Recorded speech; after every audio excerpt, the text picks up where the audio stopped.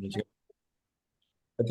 good morning, everyone. So, I want to say Shavua Tov, although it's Wednesday. Shavua Tov. Okay, we are on Daf Chet, Masechet Beitzah. Let's go back to Daf Alef Amud Alef for a moment.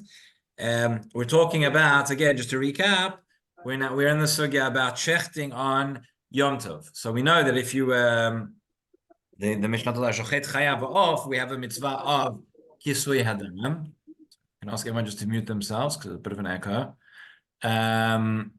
So we have a mitzvah of when you shech a chaya or an off, you have a mitzvah of kisui adam. And the question was, what happens if you come along and you want to do the shechita in Yom Tov, but in the mad pre-Yom Tov rush and buying all your chalas, etc., you forgot to dig up your dirt to cover up the blood of the chicken or the animal that you were about to shecht. So we won't go into the whole thing again. We've been discussing at length.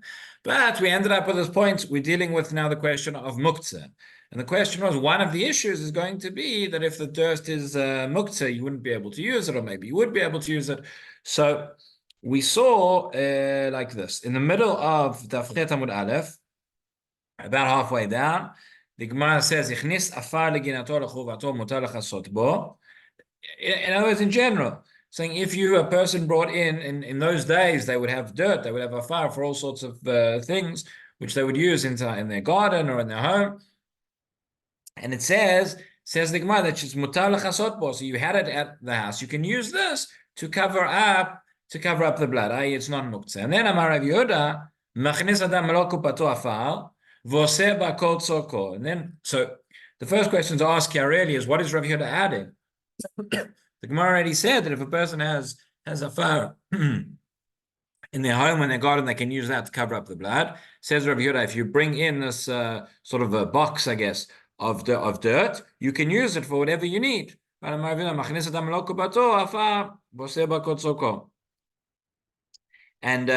words, that it's not muktzah. Seemingly, the Gemara already just told us that. So have a look here at Tosfot. Third Tosfot from the end of the page says, Amar Rav Yehuda machnis adam lo kupato afar v'chulei.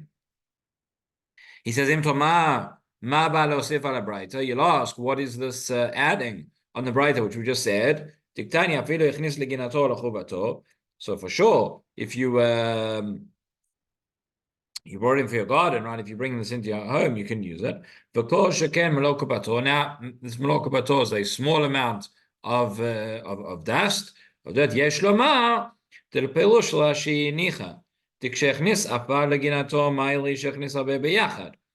says, based on, we saw this in Rashi. He says, when it says that you bring into your garden, you bring a large amount. And over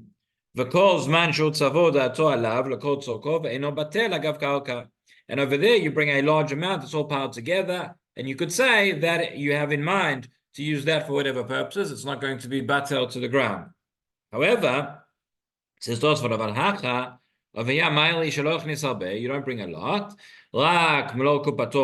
Only a small amount. You might have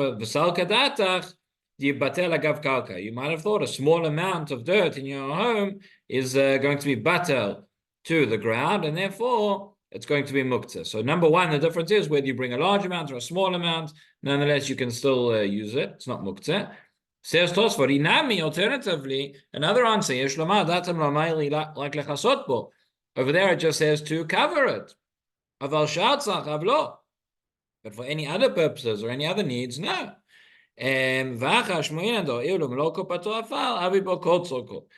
it's this small amount of dirt, you can use it for whatever you need to use it for, not just for covering the blood. So that would be the second thing. In any event, so that was Rav Yehuda.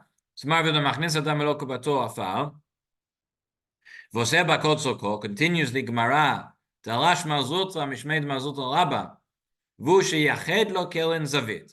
Okay, he says that's where it has you bring in this dirt, you have it in all together in one place.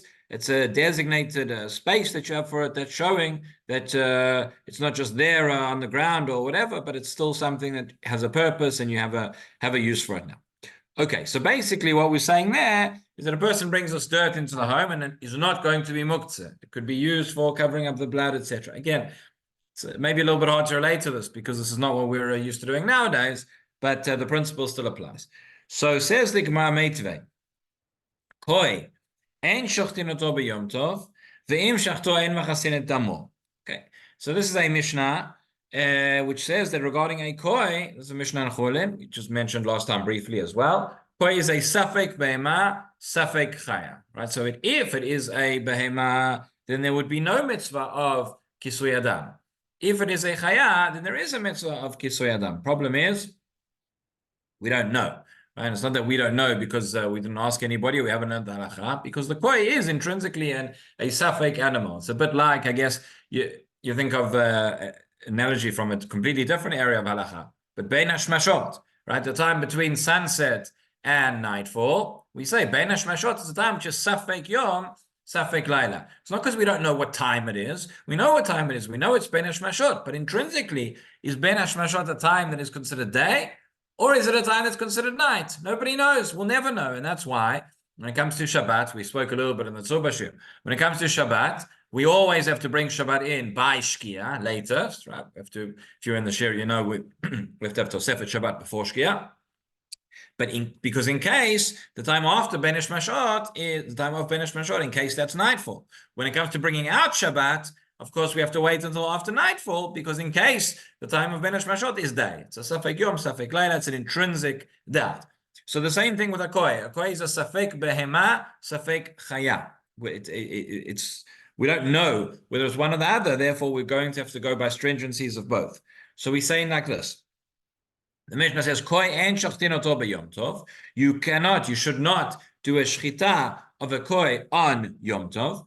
Im shchato, and if you happen to shecht it, well, ein machasin etamo, you cannot cover up the blood. Now, we're going to have to try and establish exactly what case the Mishnah is talking about here. Because when you say, why do you say ein machasin et damo? Seemingly, you'll say, because, as we saw before, because there's some prohibition. Either we're going to have a problem of muktzeh, or we're going to have a problem of digging up, right, of ktisha, as we've explained before. If you were to say that there's no problem of melacha, and there's no problem of muktzeh, that you have the dirt that's there ready, okay, and you've designated it from before Yom Tov, so in the same way that you could cover up the blood for another animal, we would assume that you could cover up the blood of the koi. But the other Mishnah says you can't, so we're assuming that we're in a situation where there's where you wouldn't be able to. So let's see. So says the Gemara like this. Now, we brought this Mishnah about koi as a challenge. Why? Because we just had Rabbi Yehuda who said that the dirt, the person has this box of dirt in their home, it's not muktzeh. So we say, if that's correct, that it's not going to be muktzeh, so let's say Rabbi Yehuda. If it's true what Rabbi Yehuda said, so what's the problem? Just use it to just use the dirt that you have to cover up the blood of the koi.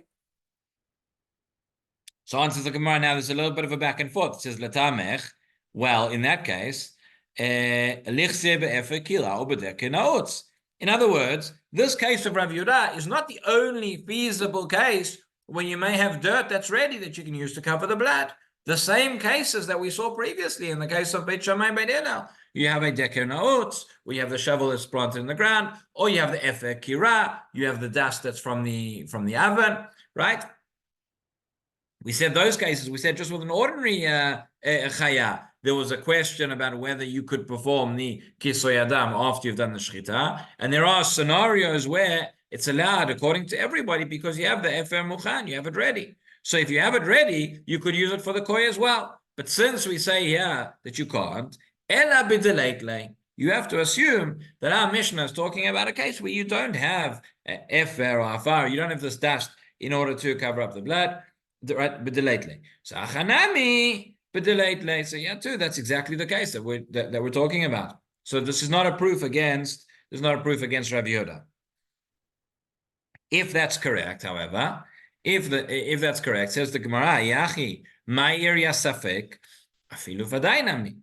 If the case is all that the Mishnah is coming to teach me is that in a scenario where you don't have dust which is ready, which is not muktzeh, which does not transgress any melacha, etc., that you can that then you can't cover up the blood. So that would apply for any animal. Why does it teach me specifically a koi? Why specifically a safek? All right, afilu vaday nami. Says the Gemara, no nami lo. Afilu vadai nami lo mi baya kamar. It doesn't need to say. In other words, lo mi baya vadai de lo lishchot. Obviously, if it's a vadai chaya, you would not perform shchita. Aval safek. But with the safek, what are we saying? Again, the case where I don't have anything to cover up the blood in the first instance, we might have thought like this: Ei mamishum simchat yom tov lishchot v'lo lichsi. You might have thought that because of the mitzvah of Simchat Yom Tov, we'll say, okay, if it's definitely a chaya, so it's going to be a problem. I'm going to do the shchita, and I'm not, but then I have a mitzvah to cover up the blood. I'm not going to be able to do it. I shouldn't do it. But where it's just a safek, so I might say, okay, this is a safek of kisoy adam. I can't do the kisoy adam, but the vadai of Simchat Yom Tov would trump that, and therefore let me just do the shchita without covering up the blood. Kama shmelan comes the Mishnah to teach you, therefore, that is not the case. That is not the case. But now we have a challenge on this whole way of understanding. Again, the way we've explained the Mishnah up to this point, again, the Mishnah in Chulin that was quoted by the Gemara, is that you're talking about shchita v'koi when you don't have any possible way to cover up the blood. But had midiktani seifa v'im shachto ein machasin tamo. The end of that Mishnah says, if you perform the shchita, so then you do not cover the blood, right? Let's see the Mishnah again. It said, Koi ein shochtin oto b'yom tov, do not do shchita, v'im shchato, and if you do the shchita, ein mechazin tamo, then you don't cover up the blood. So says the Gemara here, wait a minute, midiktani, top of now Amud bet, but midiktani seifa, im v'im shachto, ein mechazin tamo, miklal, b'deit le'askinan. But if the Mishnah tells me that if you perform shchita, you cannot cover the blood, so that the implication of that is that it's theoretically as possible, it would be possible to cover the blood. Right? Otherwise, what's it teaching me? It says Rashi at the top of the page. He says, "Hamidiktani seifa klomar bishlama ein shochtin dereisha itztrech kidekamat." Right? I understand why I need the first line of the Mishnah, the Reisha, to teach me that ein shochtin in the first place. He says, as we've explained, don't say that because a koy is a safek, so therefore I'm allowed to do the shchita for covered Yom Tov or the Yom Tov meal without kisoy adam. Ela seifa diktani ein machasin. But the Seifa of the Mishnah that tells me that if you did the shchita ein machasin, so either late lechadamani lachasot, ma'isach lashmoinan. If I didn't have any possibility of covering up the blood, so what's it coming to teach me? Right? The Mishnah came to teach me that with the safek koi that you're going to you don't do the shchita. Well, obviously, even if it was a vadai chaya in this instance, you couldn't cover up the blood. So obviously, with the safek, you won't cover up. But it must mean, no. The Mishnah is coming to teach me about a case where it is possible. If it was a certain chaya, then I would cover up the blood. And the chiddush of the Mishnah is to teach me that safek, either koi, not. Okay. So essentially what says the Gemara is we're now going to go through a few different understandings as to why this should be. It says, Ela amar Rabba, efe kira muchan levadai, ve'en muchan lesafek.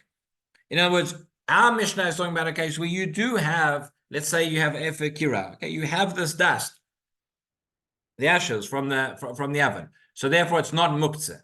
But the chiddush of the Mishnah talking about a koi is that it's not muktzeh to use it to cover up the blood of a definite chaya, of a vadai, but it is muktzeh for covering up the blood of a safek, of the koi. There's going to be a difference, and the question is why? Why do we say that you're allowed to use this dust or these ashes to cover up the blood if it was a chaya, but if it was a koi, if it was a safek, you're not allowed to? That's the statement that Rabbi is making. That's a blanket statement, and the Gemara is now going to try and establish why that should be. What exactly is the prohibition? What is the prohibition or the problem that I'm going to transgress if I'm using this now to cover up the blood of the safek, which would be waived if it's a vadai, but would not be waived if it's a safek. Okay, so again, 3 lines from the top on the Chet Amud Bet. El Amar Rabba efek muchan levadai ve'en muchan lesafek. We've seen, by the way, we've seen in the past this idea of something which is muchan for this and not muchan for that. Right? When we spoke about nevela, we spoke about machatchinet luin. We saw earlier on the case where you can have something which is fitting for human consumption, but not fitting for animal consumption, or vice versa. Whether it's it's muktzah for one purpose, but not muktzah for another purpose. So this is not something which is completely unusual. We have seen it in other contexts also. So says the Gemara now in the 4th line. So ve'en muchan lesafek. So lesafek mai tama. Okay, so why? What's the reason? Why are you telling me that? Again, you have afar, which could theoretically be used to cover the blood, but you can't use that if it's a safek chaya. That's what we're saying. So why is that? The safek ma'itama. So what's the reason? So let's say suggestion number 1, lo deka avid guma. Is it not because you're going to be digging a pit, right? We saw this previously. This is going to be a melacha of boneh, and therefore we say we aren't going to allow it if it's a case of there's only a safek of doing the mitzvah. So says the Gemara, no, that doesn't make sense. Vadai namika avid guma. When it's if it was a vadai, you'd also be digging the pit when you're digging up the afar. Ela Rabbi Abba, hachinami Rabbi Abba. We explained previously that when it comes to certainly a chaya, that you could dig up the dirt. Why? Because like Rabbi Abba, who said that it's a melacha she'ena tzrucha legufa and it's makalkel. If I'm not concerned about the pit that you're digging, I'm only concerned about the dirt that's inside that I want to use. So same thing, yeah, that applies here. So we reject that argument. Okay.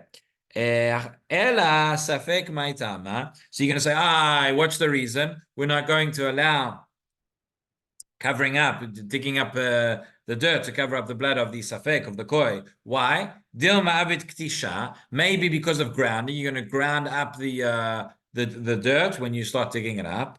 Well, same thing. If it's a certain chaya, you also have the same problem. So we addressed this previously as well. Vadai kikavet ktisha. We addressed it previously in one way by saying that we have nukimta, that it was afar tichuach, that it's loose sand, think like the beach. That's what we were using. Here we give a different answer. We say even if it is actual clods of earth that you're going to dig up, it could be, says the Gemara now, vadai kikavet ktisha atiyase v'dachi et lo taseh. It says, wait a minute, the reason there would be, we have a principle, what's called aseh doche lo taseh. A very, very interesting principle in halacha, which is when I have 2 mitzvot which contradict each other, I have a positive commandment and I have a negative commandment. If I'm performing them together, and we'll see now the Gemara will give examples, it's not so straightforward when this applies, but that I can perform the aseh, actually uproots the lo taseh. By performing the mitzvah, that overtakes the prohibition. Okay, so it says that maybe when you're digging up, you could say like this: if you're digging up the earth in order to cover up the blood, so you're performing the aseh of kisoy adam, you say, there's a lo taseh of ktisha. Doesn't matter. It's aseh doche lo taseh. That's the suggestion. That's the havamina at this point. We'll see immediately. It's not so straightforward. So it says ati aseh v'dachid lo taseh. Says the Gemara, no. Not so, and again, the havamina is that would work if there is certainly an aseh. So if it's by a chaya, a certain chaya, I can say there's certainly an aseh because I have a mitzvah of kisoy adam. When it comes to the koi, which is a safek, I don't know if there's necessarily a mitzvah, and therefore I can't say aseh dochei lo taseh. But even by the vadai, we have a problem. Why? Because there's the Gemara, that which the Gemara says, that you can come along and an aseh will uproot the lo taseh. Where do we say that? Gives 2 examples now. Kagon mila b'tzarat, inam asadin b'tzitzit. Okay, let's say a person has got tzarat, there is a lo taseh. Again, this would not be practically applicable nowadays. But there is a lot say you cannot manually remove the affliction, the negat tzaraat. You have to go to the kohen, you have to do what's needed for Torah, etc. Now, what happens if a baby has got, or a person has got, who needs a brit milah, has got tzaraat on the place of the milah? So on the one hand, brit milah is a mitzvah taseh. On the other hand, there's a lot taseh of removing the tzaraat. There we say, there we say you can cut it off and you can remove the tzaraat because you are fulfilling the mitzvah of Brit Milah. An alternative explanation is where I have Sadin B'tzitzit, where I've got tzitzit, which has also got shatnez, right? So on the one hand, I'm not allowed to wear. Meaning that it's the tzitzit themselves that makes the garment shatnez. So I'm not allowed to wear shatnez of wool and linen together, but I have an obligation to have the tzitzit on the garment. So what do these two cases have in common, which is different to our case? Says the Gemara.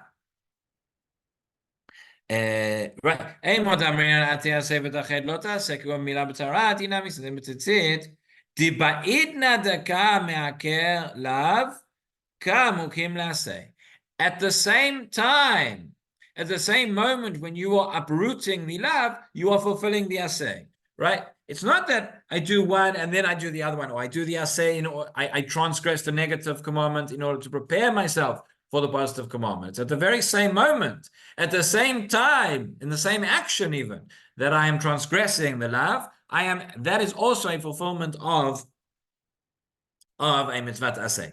And that's what happens in those two examples. Now, here, you could say, here it's not the same thing. Here you're digging up the dirt first, and then you're doing the kisoy adam. It's two separate actions. They come one after the other.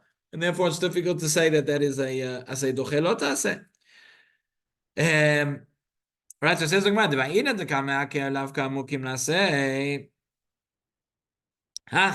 here in our case, of Ktisha and of Kisoy Adam, we say,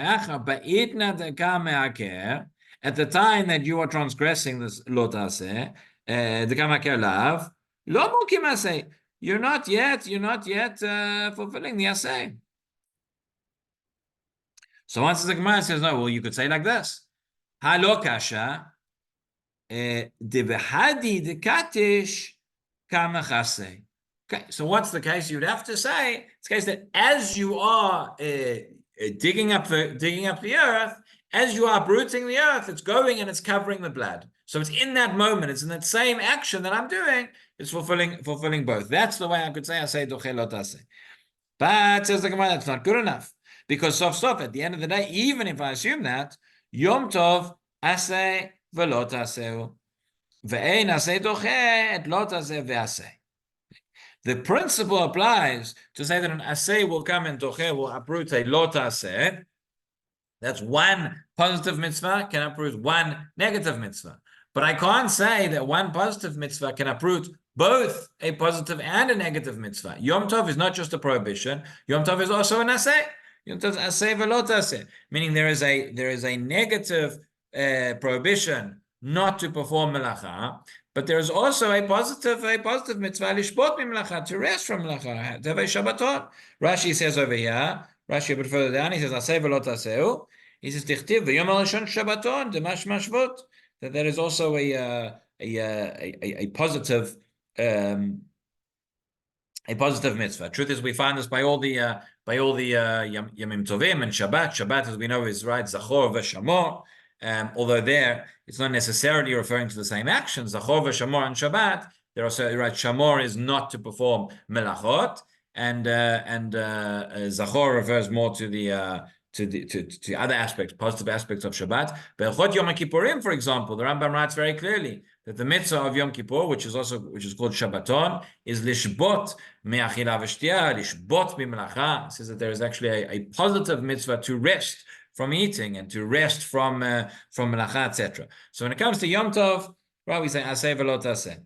So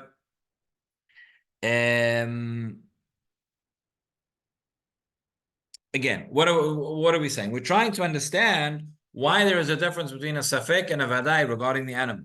Meaning, we say that if you did in our Mishnah, right, in Masechet Beitzah at the beginning, we said Beit Shammai, Beit Hillel, everybody agrees that if you did the shchita of the animal, that right without having specifically gone and worried about for the kisui adam, you can still perform the kisui adam. You have to. We said if you once you've done the shchita, you have to cover up the blood. We limited that. We qualified that to say that there is a somehow a situation where you have the dust in a way that it's not going to be muktzah.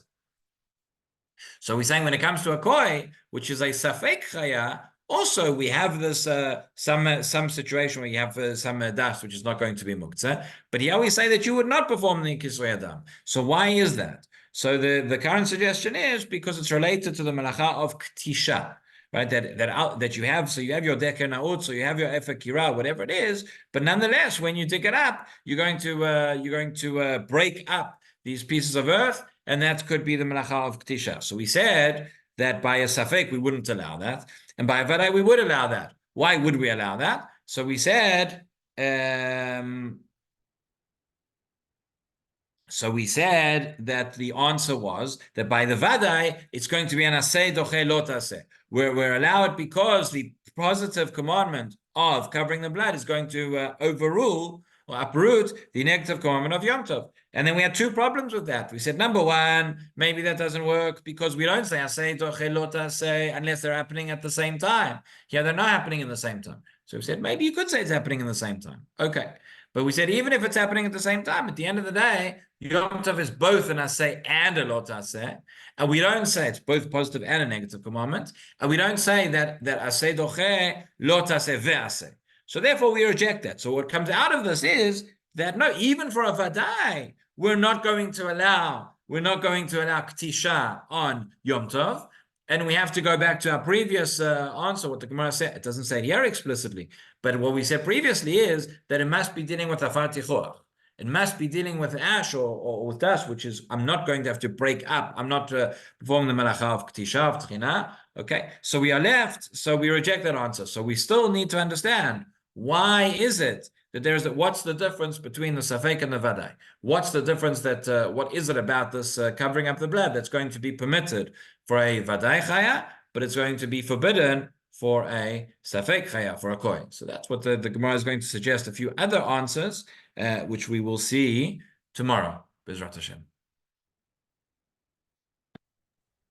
Okay, thank you. Thank you. Thank you very much, Rabbi. Be well. See everybody tomorrow. Cheers. Good night.